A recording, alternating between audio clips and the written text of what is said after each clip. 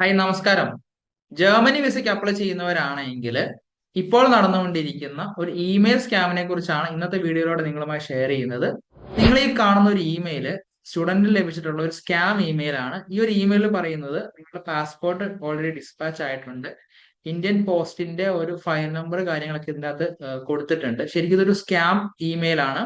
ഇങ്ങനെയുള്ള ഇമെയിലുകൾ ലഭിക്കുകയാണെന്നുണ്ടെങ്കിൽ നിങ്ങൾ അതിന്റെ ലിങ്കുകൾ കാര്യങ്ങൾ ക്ലിക്ക് ചെയ്യരുത്.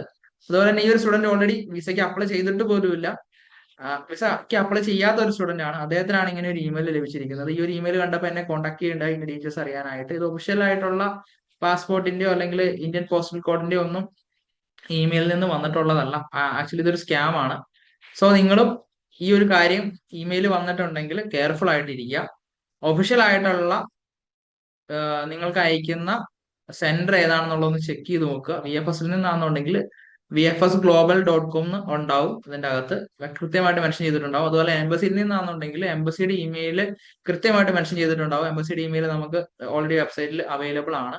ഇന്നത്തെ ഈ ഒരു വീഡിയോ നിങ്ങൾക്ക് പ്രയോജനപ്പെട്ടുവെങ്കിൽ ഫോളോ ചെയ്യുക. കൂടുതൽ വിവരങ്ങൾക്ക് ഞങ്ങളെ കോൺടാക്ട് ചെയ്യാവുന്നതാണ്. Thank you all.